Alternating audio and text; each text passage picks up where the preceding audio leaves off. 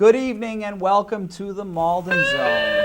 My name is Ron Cochran and I am the Director of Communications for the City of Malden in Mayor Gary Christensen's office, and I'm really pleased to join you tonight for another edition of the Malden Zone.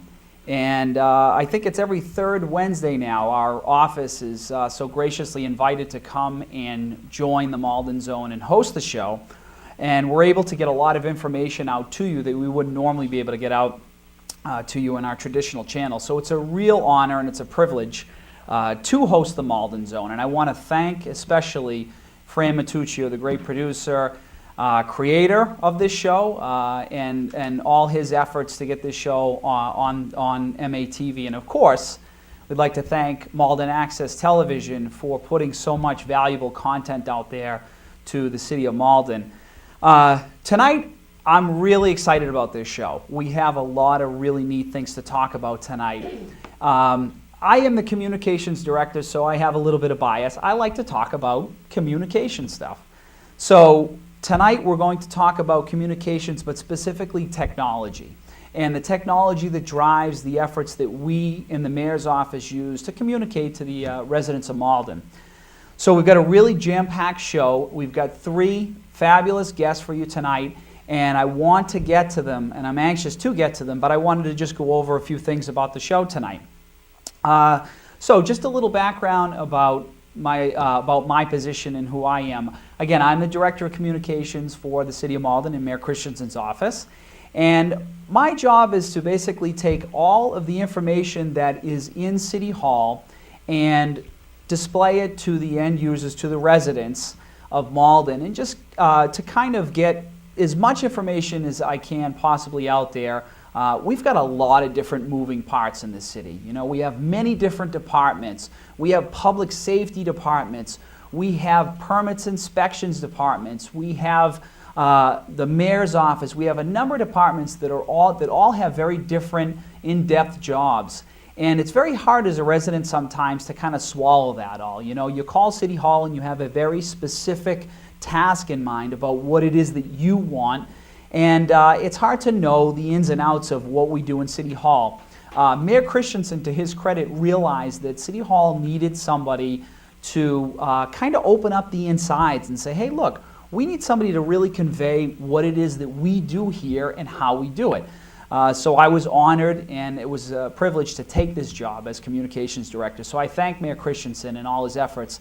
And also, too, you know, as my boss, you know, it's good to have somebody who gives me that freedom to practice my passion in communication, and specifically communication technology, to my best efforts, and really kind of lets me do what I want, really. I mean, you know, it sounds funny when you say that, but I consider it a great responsibility, because every single time that I engage the residents of Malden, whether it be from our Facebook account or from our YouTube channel or in a press release or our Twitter feed or anything, anytime we touch base with the residents, I take that communication very seriously, because it is an image that we present not only as a municipal government to the residents, but also to the world. You know, we have new folks that are coming into Malden that are dining at our restaurants, that are considering living or renting their apartments here. And we have an image to uphold, because Malden, let's face it, is a fantastic place to live, to raise your kids, to be. It's an exciting place. Great restaurants, exciting recreation, all this stuff. And we like to convey that message to the outside world. So again, I am honored to have that position as communications director. So let's get into the show tonight, because again, I'm really excited about this. So we're going to talk about a couple of things that we've got cooking up in the mayor's office for communication. First is something that's already in place that I think the residents don't necessarily have a full grasp of, or I don't think it has quite the wide adoption that I feel like it really deserves. And that is a means of the residents to submit what we like to call quality of life issues to City Hall. So that'd be potholes, and your trash might have been missed, or you might have noticed that a local park needed to have its hedges trimmed, or you see an unsightly property, or some kind of public safety issue. These are things that can really bog you down as a resident. You go out, you work in Boston perhaps, or outside the city, and maybe you don't spend a lot of your time driving in and outside of the city, but when you leave and when you come back, these can be real eyesores, or I guess car sores, right? Because potholes can really ding up your car and wreck your front end. But also too, you like to enjoy Malden for what it is and the great resource that it is. So traditionally, years ago, the approach was to call City Hall and make a request, and you didn't quite know who it was that you needed to talk to, but you knew something was wrong, right? You knew there was a pothole, perhaps a manhole cover that you didn't know who owned it, or you didn't know what it is. But the bottom line is that it was bothering you. So we have instituted a program. It's a mobile application called Commonwealth Connect, also known as See-Click Fix, and I want to talk about that because it's a really exciting application. And again, I don't think it's quite been absorbed by the public yet, and I really am hoping that this Malden Zone episode will be a means for us to get the word out there and get you as residents engaged in what it is that we want to do, and that's to make Malden a better place to live, a better place to raise your children, a better place to be in general. So that's numero uno, okay? We're really excited about that. Second thing is completely different in topic, but it all, again, the overarching theme is resident communication, and that is Malden is a diverse city. We've heard things said such as we're the fourth most diverse community in the entire state of Massachusetts. Astounding numbers of languages are spoken in this city. There was a survey once or recently taken where we asked our high school students at Malden High School to list what languages were spoken in their home. And if I'm not mistaken, the number came in at about 70 different languages spoken at home. That is astonishing. So, obviously, with 70 languages spoken and the thousands of kids that speak these languages at home, there's a really good chance that parents don't have English as their first language and perhaps don't even have English in their arsenal. So there is a real mountain to climb when it comes to communicating to not only residents but more specifically to our students and their parents. There's important information that has to go home, and it can often be a very difficult thing when translation has to come in between. And we have somebody here to talk about efforts made in the school. And we're also going to talk about, in general, the city and what we're doing as a municipality. How do we communicate? Again, this is my my mantra here is how do we communicate as a municipality with our residents? And again, with these diverse set of languages that we have in our inventory here, we have to figure out a way to communicate with our residents. So we're really excited about that. So that is what we're going to have on the show tonight. And with that, I'd like to invite on our first guest. So if you come over here. Just click on your tie.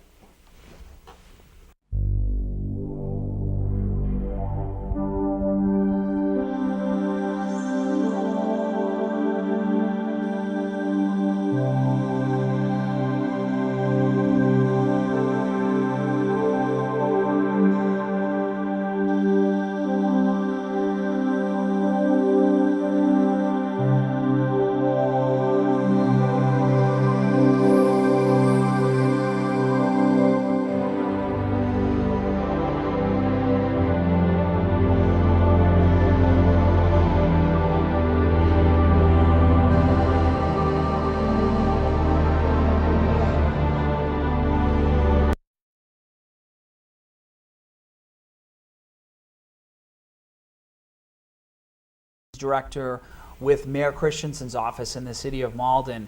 And again, we have a very exciting show tonight. We're talking about communication in the city of Malden, and very specifically communication technology. With our first guest tonight, I'd like to welcome Josh Velasquez. Am I pronouncing it correctly? That's right. Okay. We talked about languages at home. I speak 2 languages at home. I speak English and Boston. So I don't know if you knew that was a language, but that is about all that comes out of my mouth. So I'm not very good at pronunciation of ethnic last names. Anyway, Josh is here not to talk about the language part of it, but you are here to talk about our exciting new application, Commonwealth Connect. And listen, before we get into that, I want to learn a little bit about you. Tell us about your background. I know you're a web guy. So what's your background? What do you do for work? And tell us a little bit about yourself. Sure. Yeah, I work for a Boston startup, and what we do is we work on a platform that allows people to test their skills. And so my role there is the director of user experience. And what that means is there's a UX person behind every website, and those people are the people responsible for deciding where buttons go, what kind of headlines you see, what the layout of the page looks like. And then we work with engineers and we work with designers to make sure that the vision for the site gets implemented the way that we'd like. And so what we end up doing at the end of the day is all the look and feel and the way that you connect with the website emotionally. That's kind of what UX people, user experience people, are responsible for. Really, emotionally. So really, this factors into the equation. Definitely. Yeah. I mean, you visit any website, you probably see that you, I hate this site, or I really like this site. Yeah. Like those kind of gut reactions that you have toward a website. Somebody made decisions that kind of led you to that reaction, or didn't make good decisions that led you to the negative ones. That's fascinating. Yeah. I don't know if I want a user experience report on cityofmalden.org yet. We're in the process of actually looking at that. Right. And actually, Josh is a ringer, okay? We were really pleased to find out that, so we put out a message, it was about 2 months ago, and we asked some different residents if they would participate in a resident technology advisory committee. And we were looking for Malden's finest. You know, we have so many great residents in this city that have such a broad range of experience, and we really needed somebody to come in, or we needed a group of people to come in and advise us as an office about how we could improve upon our technology and our specifically our communication technology. And what prompted this was we're as you know, we're looking for a website redesign. Josh graciously volunteered his time and joins us once or twice a month, depending on meeting availability, to offer his expert advice. And I really, and I don't know if I've said that, but publicly is a great time to say it. I really appreciate what you do for us.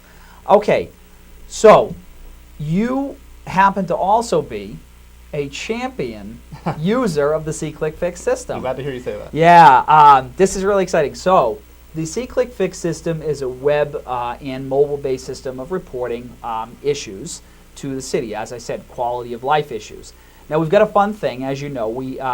What has been said before is that making things into a game can make it more engaging. Yep. You could probably attest to that from user experience side, right? Yep. C-Click-Fix, our application, our mobile application, grants user points, or what they call civic points, to people who report issues to the city. So hey, you're out there, you're snapping picture of a pothole, you're reporting it. Hey, you're doing this work for us really for free, and we appreciate it. So we got this little game theory, and we have a number of points.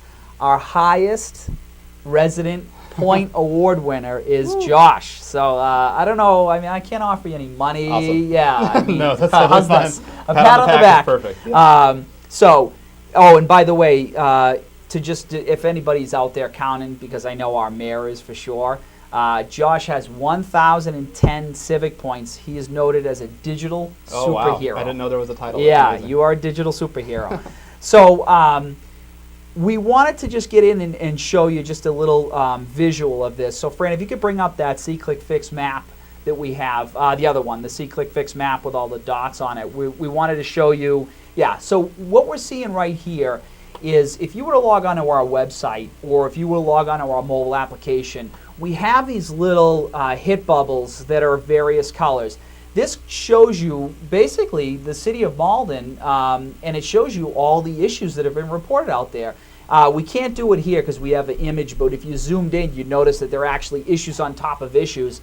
And our guests coming up will tell us exactly how many issues are out there. But it's a pretty impressive number when you see it. I think the engagement there shows us that people are really engaged.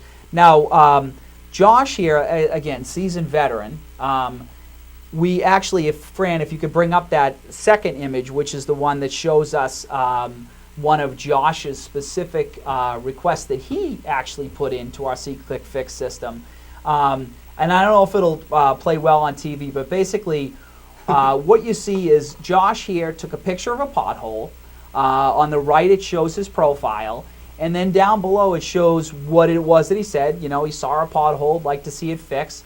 And then of course you see our director of DPW, Department of Public Works, Bobby Knox, actually responding to the resident.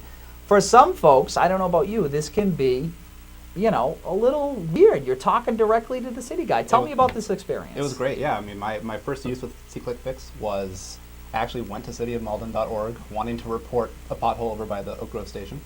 And I found this link that said contact us, and I clicked on it. And there was this little form down there that said, if your request is about any of these things, go here. And so then I was sent to the See-Click-Fix form, and that's the first time I ever saw it. And then after submitting that form, I realized that there's this whole website behind this little form that I could interact with and I could earn points on and all of that. So that got you worked up. That really got you motivated to maybe go on top. What really got me motivated is the speed with which the response came, and also being able to see how Mayor Christensen was active on there and Bob Knox was active on there. So it was inspiring to see so many city officials and people caring about the city and its well-being. So speak to that in your background, because I know, often in the web world they talk about who's the voice, right, behind. So that meant something to you, that it wasn't a robotic response, that it was a real person that you knew, lived in the city. It wasn't a robot. It also wasn't a black hole. Those are sometimes the two extremes with web communication. Right. Yes. Is like you don't know where your message is going to go. Yeah. Or you know that your message got received by a robot, like you're talking about. Yeah. So it was really nice to be able to see that there were humans on the other side. That's huge for us, because that is when we first looked into getting this system. Which we'll get into in detail how we acquired the system. That was our hope, that residents would go out there, be as enthusiastic as you, get in there, report the issues, and then of course the real part of it is, as you alluded to, it's not just about submitting. You got to go out there and patch the pothole, right? I mean, you got to close the deal, right? So I think that's really important. Again, our next guest will talk a lot about that. So let me ask you, how does this impact? I mean, you had already been here as a resident, but, does this make you be an advocate or maybe evangelize the city and say, hey, things are cool? Like, does this impact your decision to move here? You're a new homeowner, right? That's in the city of Malden. Congratulations, we just moved by the way. Pine Street. And, it gives me great confidence knowing that the city is there on the other side of this portal. And as a homeowner, it's great. The very first thing I did when we closed on our house was we drove up and down Pine Street, and I must have submitted a dozen tickets with potholes. I think we've seen those. Yeah, you probably have. I got a lot of points through that. Yeah. And that was the first thing I did with See-Click-Fix on Pine Street. So it was great to know that as a resident of this area, I can watch for what other people are submitting. I have this watch area around my ward. Okay. That I actually get emails like a dozen times a day when people submit reports to See-Click-Fix. So you're teaming up with your fellow neighbors. Yep, and See-Click-Fix gives us a voting option where if you really want to see something done, you can click vote. It's really simple. It takes like 3 seconds. Yeah. And it's just a way to tell your neighbor that you have their back, and also a way to get Bob to work a little faster. I like that. Submitting some of those pressure on us. Yeah, exactly. Okay, yeah, I agree. Maybe Bob wouldn't agree, but But we'll I find out in a minute. Right? Yeah, that's right. I mean, but that's you hit the nail on the head. That's what we're after, and I really appreciate that. That's how it ended up. One of the things that I didn't mention in the opener, but this See-Click-Fix application, we were able to acquire this application on a grant through something called the Community Innovation Challenge Grant, which is something that's put out through the Secretary of Administration and Finance for the state of Massachusetts. We got in with a regional partnership of many cities and towns, and I don't even know if you know this, but you can take your See-Click-Fix and report it in up to 30 other cities and towns. That's awesome. So the best way to do it is you're in the city of Boston and you say, want to report a pothole, and you're at work and you click that image, and off to the Boston DPW it goes. I think I've actually seen that in action. I think when I was at work, I work over in the South End in Boston, and I loaded up the app randomly someday, and the logo on the app changed to like the Massachusetts logo or something. So it knew where I was, and it used all that location awareness to tell me, like, look, you're now out of Malden. You're kind of in the broader, I think it might have been Boston or something. Right. And it was great to know that no matter where I took a picture or where I submitted my report, it was going to go to the right people. Yeah, and that is, again, that's the essence of it all. But in the end of it all, we really want you just back in Malden. So we're happy to see you call Malden home. And I want to thank you, Josh, for being our guest tonight and speaking so enthusiastically on the application. Sure. So thank you very much. And Anytime. we'll bring our second guest. Great. Thank you. Thanks. There he is. Whoa, I'm attached.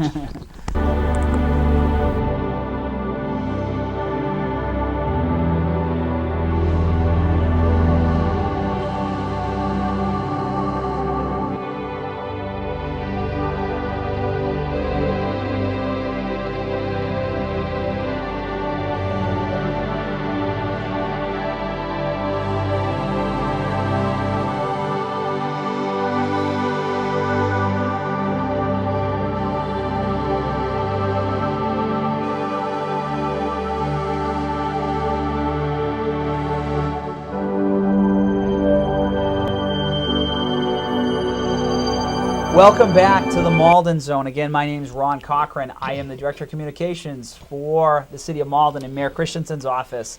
And tonight we've been talking about communication, and we've been talking about how we as a municipality talk to the residents of Malden and the things that we say to you and the things that we try to solve for you. We're talking about See-Click Fix, our application to report quality of life issues in the City of Malden. Okay, enough about us talking to you. What about you talking to us, and how do we respond to that, right? So joining us here tonight, Director of Public Works, Bobby Knox. Thanks for having me, Ron. It's a big part of our day-to-day operation with See-Click Fix. And first of all, I'd just like to say, because last time that I was on the show, I didn't get a chance to do this. I wanted to say hello to my daughter and my son, Ryan and Caitlin, out there. And now back to business. That's sweet, but I once tried to say hello to my daughter and my two sons, and it turns out that they have absolutely no interest in watching me on TV. So you get the award on that one. Well, thanks. But so you're here tonight to talk about what happens when our previous guest, Josh, submits that pothole on Pine Street, right? Doesn't go into a black box, goes to a real person, and then it becomes work for you to do. I want to say that our previous guest at 1,000 civic points, while, an earnest effort, doesn't quite get to the level of the king of civic points. Is there even like what do they call the number of civic points that you have? God? I'm not really sure. Civic points God? Yeah. He's up in the triple digits, 10,000 or something like that. So tell us about it. So when these requests come in, how does this work in your office? Basically, the requests come in, all day long, all week long, and they automatically go right to many devices. I have it right to my cell phone, to my iPad. So I get the request, and then each morning when I go into work, I set up my work orders for the day for the crews by the See-Click Fix request. A lot of them. Some things are fixed overnight, other things are not, depending on what the request is. We try to handle as many calls as we possibly can. So it helps me organize the workday for the crews through requests that come in from the residents. Yeah, that's great. So in other words, you're actually driving your work plan around what comes in through See-Click Fix. So you're arranging, what would be helpful? Tell us about how it happened before and then how it is now. How does this change the way that you do your job? Previously, before See-Click Fix and before Mayor Christensen's administration came into office at the DPW, a call would come in from various locations, whether it be a councilor or to the DPW office or mayor's office, and it would get written down on a piece of paper and stuck on the board, and old-fashioned pegboard, right? Yeah. Pegboard, and someone would hand a piece of paper off to you and say, "Yeah, this just came in," and there was no real tracking or no organization in the way that we did things on a day-to-day basis down there. So with See-Click Fix and the previous app that we had there, the Zendesk app, was something that when I came in as the DPW director in July, with talking to Mayor Christensen and his staff, and to put something that we would have a little better organization in keeping orders intact with numbers, response numbers, and where residents could keep us accountable to do our day-to-day activities. Numbers, you tell us, because these are impressive, right? What are we looking at right now? How many requests submitted? How is our response rate? Before I came here tonight, I just pulled a little query on the numbers for DPW request only. We've had 1,835 requests come in for Wow. DPW. That's a lot. Since out of that 1,835, we've resolved 1,689, That is an outstanding percentage. which leaves us 144 open tickets and various different kinds of tickets. Some, like I said, some are quick fixes, such as potholes or trash or recycling call, and others take a little bit more time, such as sidewalk repairs. We spend roughly a month doing repairs in each ward, and we take the most severe cases first. So we have that's our biggest request is 63 open sidewalk repairs requested. But the other requests range from graffiti to potholes to trash, park maintenance, different repairs that are requested by the residents. And there's so much to talk about too, because we probably want to. I'd be remiss if I didn't say how to get the application, right? So we need to tell residents out there. Josh was proactive and went on the website and said, "How do I do this?" But for those folks at home, you simply need to go. You can go one of two options. You can, if you have access, if you don't have a smartphone device that is either on the Apple iPhone platform, or actually there may be a Windows Phone application. I don't know for sure yet, but either Apple iPhone or Android. There is. I'm getting a thumbs up from Josh. I knew that he would know. So yeah, we're on 3 different platforms, and perhaps even BlackBerry too. So if you have a smartphone, if you want to download the application, you can go to the App Store and type in the keyword C-Click-Fix, or you can type in Commonwealth Connect, which is the name of the overarching application that covers all the cities and towns. So Commonwealth Connect or C-Click-Fix in your App Store, you download it to the phone, and you are reporting a pothole in like 2 minutes. The other way we can do it is if you don't have access to a smartphone, we know many folks don't, you can simply log on to our website, and right there on the front part of our website on the left-hand side, there's something that says submit an issue or submit a ticket. You click on that, and our C-Click-Fix web-based app is available for you to place a spot on the map and put in the ticket. Now, one very impressive number. Now, these numbers are really impressive on their own. But what's more impressive, and Fran, if you could bring up the Malden ranking image that shows us where we stand, and we're going to take a look at that. C-Click-Fix is available all throughout the country. We're up there with some of the biggest municipalities in the country. Right now, and this is a daily rating, so basically it takes the number of tickets that were submitted and the response rate and the timeliness of the response. And if you see there, and I'm not sure if you can see this at home, Malden is currently trending 3rd in the entire nation behind these little tiny cities of Chicago, Illinois, and Washington, D.C., okay? So we are killing it, okay? I'm really impressed with how you do this. With all of this volume, do you see issues that are trending? Is this helping you to discover new things about, the city that you didn't know before? Or, explain how you see all these issues. Absolutely. It's a great tool for our department, and the more people that get involved, inputting requests, it helps our department out. Naturally I can't be in every spot every day, but you that lives on Pine Street or another street, if you see a tree that needs to be trimmed or a pothole, it helps us get to resolve these issues sooner than later. Yeah. And one thing I would say is Mayor Christensen, I don't know how many mayors in this C-Click-Fix actually are out there snapping pictures all hours of the day and night. But I can tell you that when my phone goes off at night, I have a train ringtone, and there's a lot of those that go Sounds off. like Grand Central Station, That's does right. it? That's right. From the mayor walking around the city, I get numerous C-Click-Fix fix request. One of my favorite all-time pictures from Mayor Christensen and his demonstration of an issue that needed to be fixed was when, and I really wish I had the photo here, but when he had somebody else take a picture of his face hovering behind a tree limb that was hanging down neck height, and his response was, Bob, can you take care of this? And, it's amazing when you have somebody like Mayor Christensen who's so enthusiastic about this application. I mean, when it starts from the top, it trickles down, and he sets the example, and he sets the bar high. He hasn't quite caught up to you in civic points, but he's definitely our second place. He's our runner-up right now in civic points.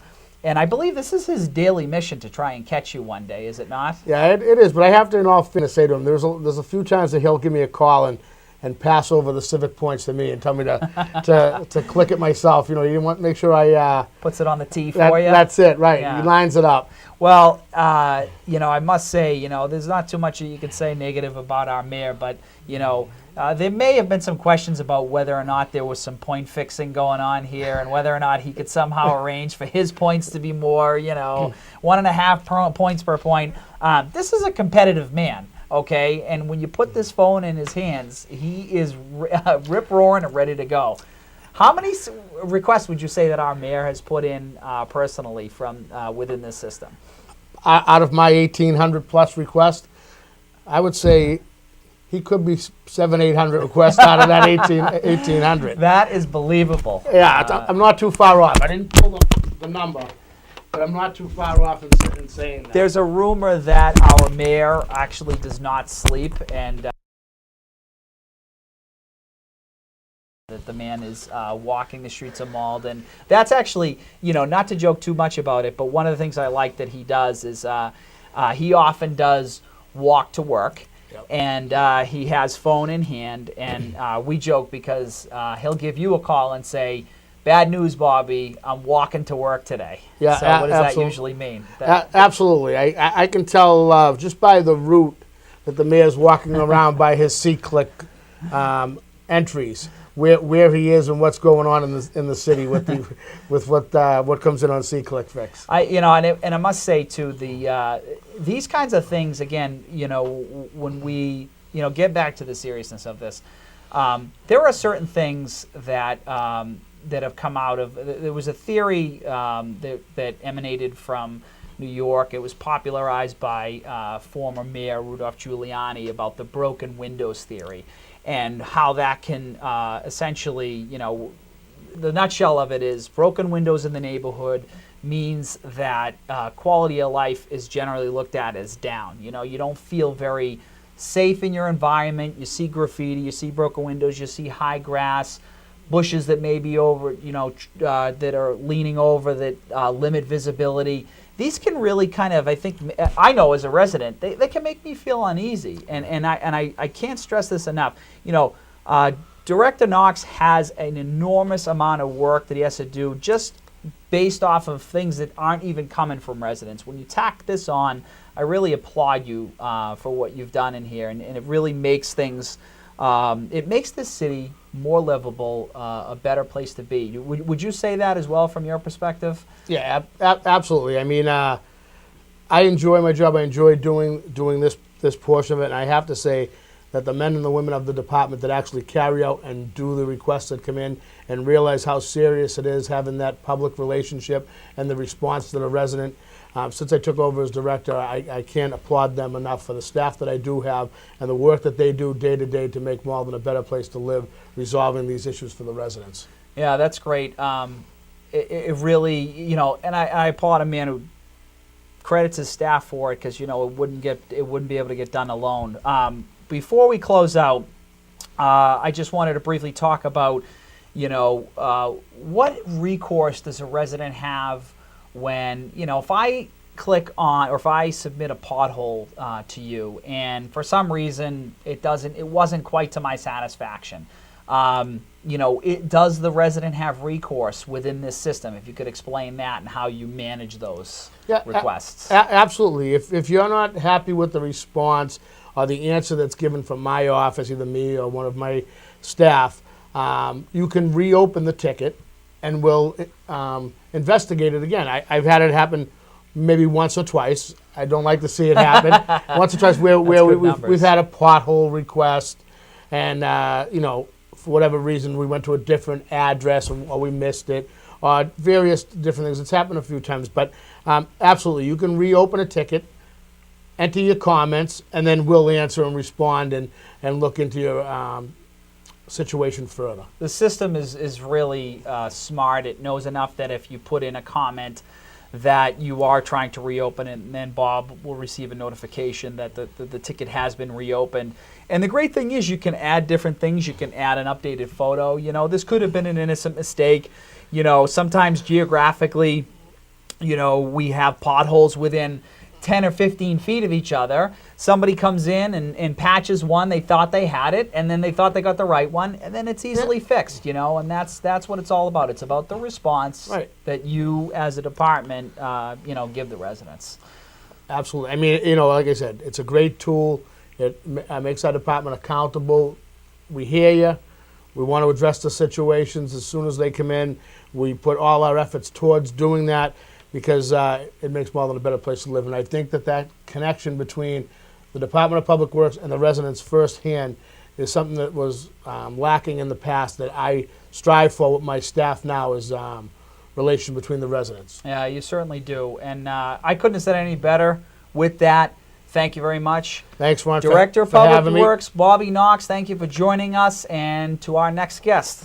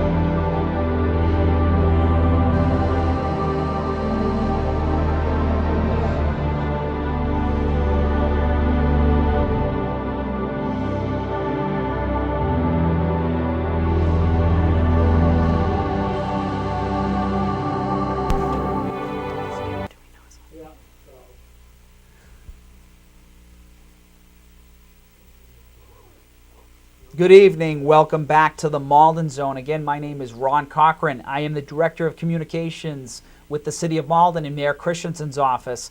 Tonight, we've been talking about communications and communication technology within the city. And we've covered a couple of areas, or one specific area, about how it is that the city responds to quality of life issues that the residents report to us with an exciting new tool, Commonwealth Connect, also known as C-Click-Fix, and how residents report to us. That has been an education in good life of Malden. There are many things that we strive for here in the city of Malden, and at the core of it is a satisfaction of our residents and how they feel about the city.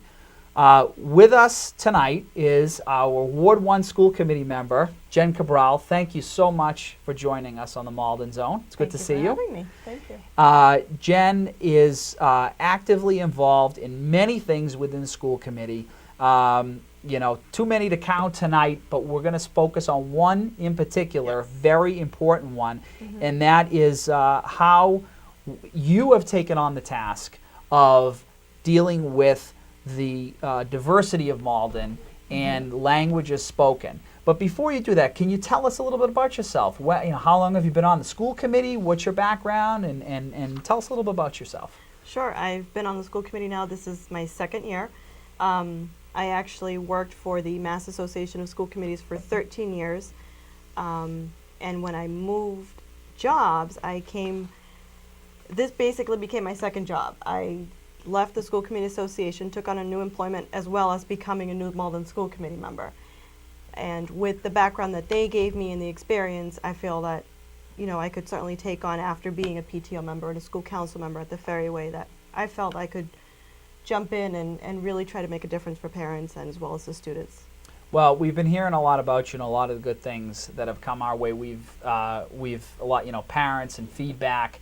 Our mayor meets with you frequently, Yes. and if that's any indication of it, that united front in how to solve problems within the city of Malden, that's an indication of how you're doing. So there's no question about that. Now, English is not your only language spoken, correct? It is not. You speak another language. It's not. I actually speak two. Two languages. Two Okay. languages. Not just Boston and English like I do. Do you speak No, Boston? I don't. Okay, actually. all I right. don't Well, speak maybe. Boston. Okay, all right. So, what languages do you speak? I speak Spanish and Cape Verdean Creole. What Cape Verdean Creole? Really? Yes. So that's a dialect of French? No. Nope. It's actually. See how much I know about this stuff? It's from the islands of Cape Verde, and it's basically a mixture of Portuguese and African. Really? Mm-hmm. Wow, that is impressive. Well, how did you learn? How did you come about learning these two languages? Well, my husband and his family, they're Cape Verdean, and I've been with my husband going on, let's say 16, 15 years now. And after the first, say, 5 years of taking on the abuse from his sisters picking on me in a different language, I said, I could understand it. I definitely could understand it. But now I said, let me respond. And I did, and I just shocked him one night at dinner. That's I got tricky. him right back. So Wow. that was a lot of fun. So all that time. Now let me ask you this: did you let him go an embarrassing amount of time speaking the language, thinking that he didn't know it, that you didn't know what he was talking about? Yes. Yeah, that's what I thought. He kind of sort of understood because Spanish, it's all Latin. It's all Latin based. Portuguese, Spanish, it's all Latin based. So I could understand a lot of the words they were saying, and he knew that. So when his mother said something to me, I could say, yes, in English. Yes, I'll do that. But I couldn't really respond.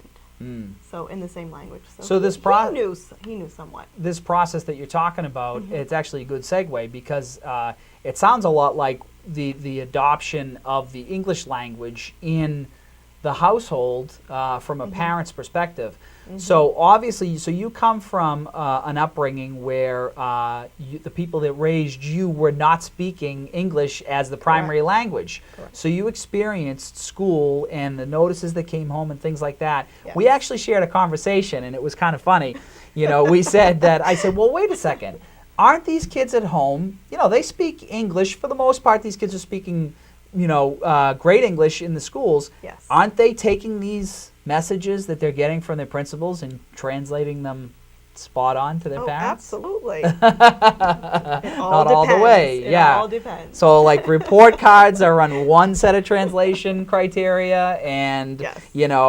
when Johnny gets student of the day, that's translated perfecto. Absolutely. Okay, Absolutely. all right. So tell us what prompted you to take on this task within the school committee of looking at language barriers and solving some of the issues that go along with it. And if you could tell us what are some of the issues?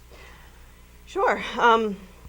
I actually got involved with a parent who came to me in regards to her communication and with just the language barrier that she was having, and she knew of many of other Spanish parents who were having the same issue at the high school. So we got together and we formed this Latino parent support group, which from that group I've gotten a lot of parents coming back to me and asking me to help them either translate or direct them to who can help them.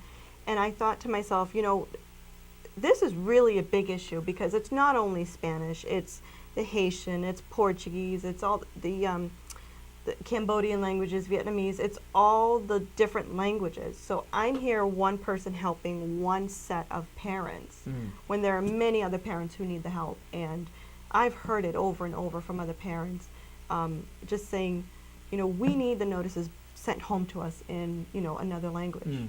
Or, when we get these calls at home, I don't understand what they're talking about. So, help me. How can I get this information? And many of these are really critical.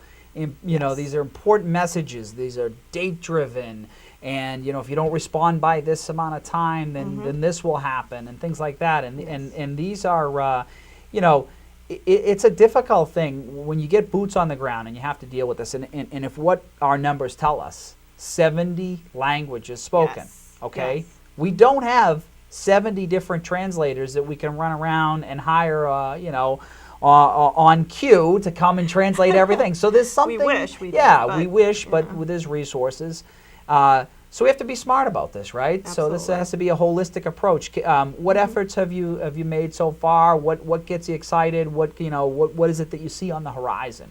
Well, I see the different languages being put to good use. A great example that was brought to my attention was Mr. Brown at the high school had notifications sent home.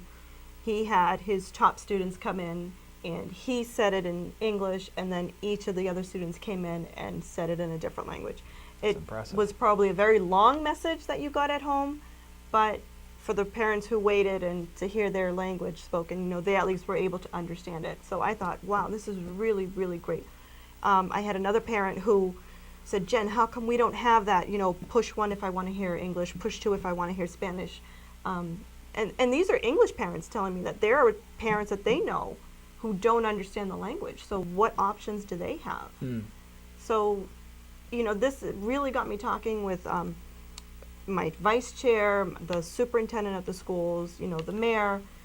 What can we do? What resources do we have to help our parents and to get this information out? And it's good that you approach it like that, because there is the reality, and that is that these things cost money, right? Absolutely. These efforts always cost money, whether it be hiring a translator, getting a new device, getting some means of translating these languages. Yes. But at the same time, that does not alleviate the frustration of the parent. No. So this is a tricky battle, and we don't face this just on the school front. We face this on public safety side of things. Recently, we were awarded a grant to publish fire safety material to different languages, primarily the Asian languages. These are just basic things about fire safety that we hand these flyers out, and we expect everybody to get them translated by just having that little box at the bottom that says, this message is important, please have it translated. Well, I don't know about you, but when I say things in English, they tend to go right to the recycling bin with all the communication that I have.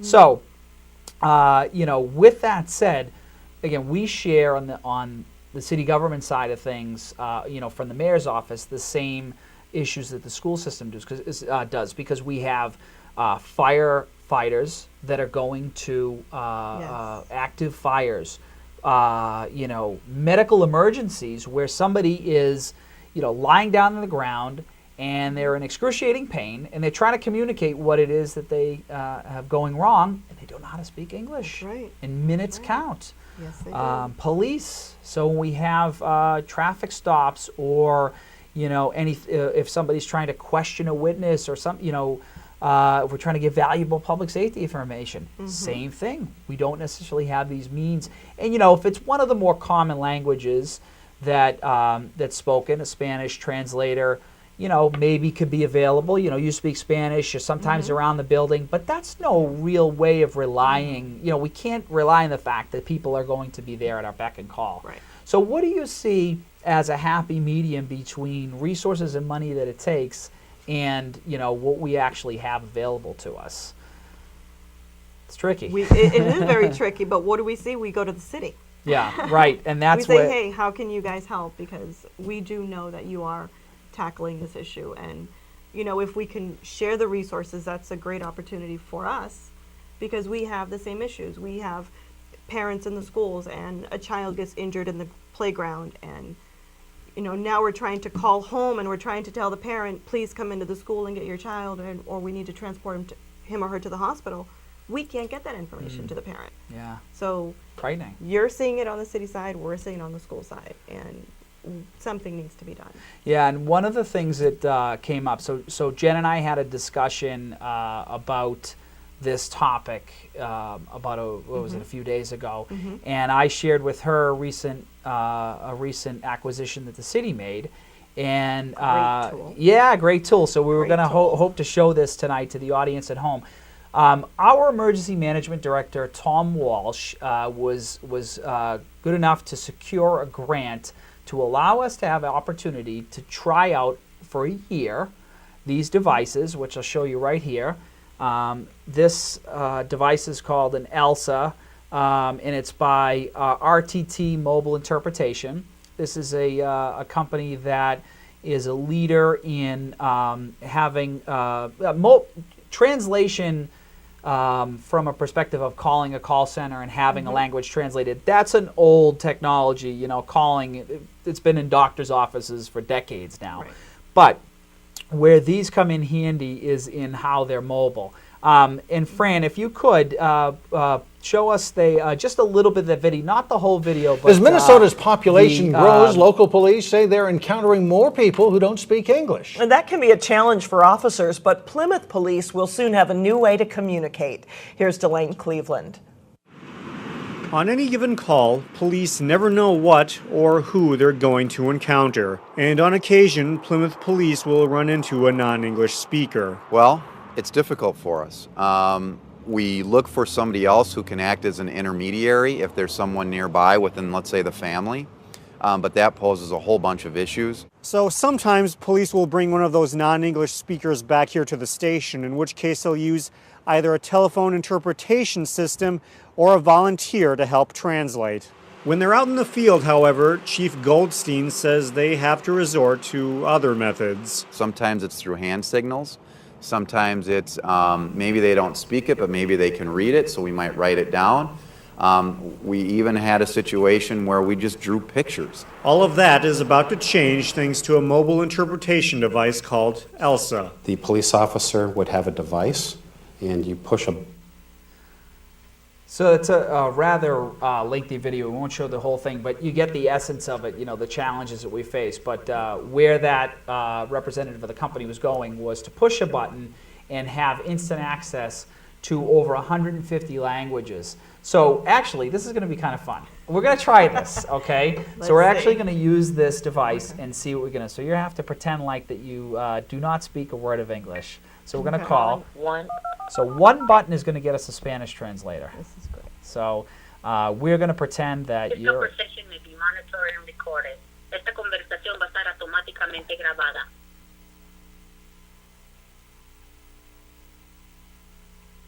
Well, let's hope it works because we're on live TV, and if this Yes. doesn't work, we're in real big trouble. Thank you for calling RTT Interpretation. This is Kay. Please hold for your Spanish interpreter. So one button is Spanish, two buttons would get me access to over 150 different languages. So I just engaged for one button because I knew we had Spanish. So while we're on hold, so the scenario we're going to play out here is that you've come into the superintendent's office and you're looking for what the last day of school is. Okay. How's that? All right. So, you know, it's a common thing. We get folks that come in, walk up traffic into our superintendent's office. You know, Thanks we... for holding. Spanish interpreter 13230 on the line. Please go ahead. Hello, my name... Yes, my name is Ron Cochran, and I need a Spanish translator for a woman who's come into my office looking for some information. Certainly, sure. Be happy to help. Okay, Oh, go ahead. her name is Jen, and that's all I've got out of her so far. So can you say hello to Jen and ask her what her question is? Sure. Hola, mi nombre es Julio. Yo voy a ser su intérprete. ¿Qué la trae por aquí hoy? Hola Julio, sí, quisiera preguntarle al señor, ¿cuál es el último día de la escuela? Yes, I wanted to ask you which is my last day of school. Okay, you can respond that the last day of school, I hope I get this right, is June 22nd, I believe. June 21st. June 21st is the last day of school. Yo creo que es en junio y espero que esté correcto. En junio 21. El 21 de junio. June 21st. Ok, bueno, muchas gracias entonces. Thank you very much. Thank you, that'll be all for tonight. Thank you for your services. Muchas gracias, señora. Well, I'm really glad that worked live. Let's hope it is June 21st. Now that I'm really thinking about it, you got So me. we got all right, June 22nd. The It's disclaimer Black here is Friday. look at the website, okay? You get it. We needed something to go with here. So this was really fun, though. It shows the power of technology. Yes, that is great. These things are basically nothing more than they're glorified cell phones. So they work on a cellular connection. And, you know, you can picture this. Imagine being out on you know, a call and you say, what is it? Your leg's hurting, you don't know, and somebody's literally suffering, and you can't do anything for them because you can't properly analyze it. An invaluable tool. We have a year's worth of this. 2 of these devices will go to our schools. Yes. Now, I should say, again, these are not free, okay? Right. They are in on a grant. We're simply evaluating these, and it was really fortunate that our emergency management director, Tom Walsh, got this grant because, you know, when you're evaluating these things, you know, we try to spend the residents' hard-earned money that are, you know, in the form of taxes. We try to spend it wisely, so we don't go out and try and buy things and then find out if they work for us. So we were really fortunate in something that could pave the way for the future in technology, and we're able to try these out. And so far, so good. What's your opinion right off the bat? That worked beautifully. Absolutely, that worked beautifully. I'm excited to have at least 2 of these devices in our school system to give it a shot. Especially, I think we talked about having it in the Parent Information Center as well as in the superintendent's office, and I can see some great use out of this tool. Yeah, in the software industry, we call it proof of concept, right? So we you know, we want to make sure that these things work the way we want them to, and you know, we don't want to go out and spend the money before we can demonstrate that these things are you know, are going to work for us. Thank you so much, Jen, for joining us Thank for you that for wonderful having me. demonstration. And we are going to wrap up for this evening. Thank you for joining us again. Thank you to Fran Matuccio and Malden Access Television for all they do to get these messages out and communication out to the city of Malden. Thanks to Mayor Christensen and all his efforts for helping me get these initiatives out to the city of Malden. Really, if it wasn't for him and his forward thinking on all of these concepts, none of this stuff wouldn't have been able to happen. And I'd like to thank my family and say hello to my children. I hope they're watching, I don't think, and my wife, Michelle, my daughter, Jamie, my son, Matthew, and my son, Sean. Hope you guys are in bed, but if you're not, hello, Dad loves you. And again, for MATV and the Malden Zone, my name is Ron Cochran. I am the Director of Communications for Mayor Christensen's office in the city of Malden, and it has been a pleasure to host the Malden Zone. And we'll see you next time. Malden Zone will be next Wednesday, but the next time the Mayor's office hosts, I believe it's every 3rd Wednesday, and we thank you very much.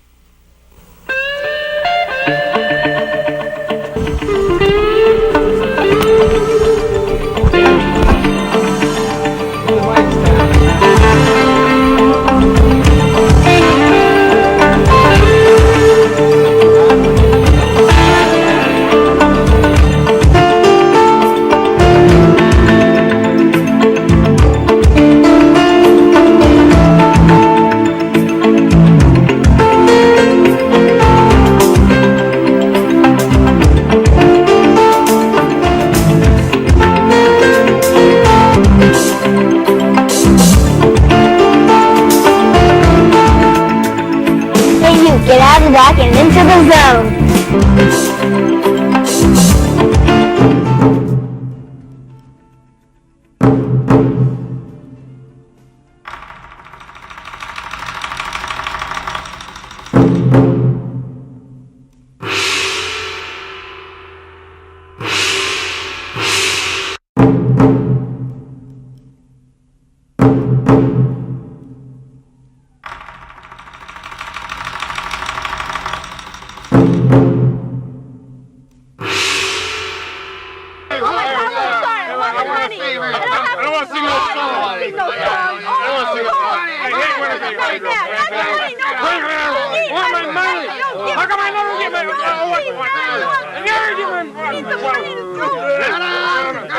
Sorry,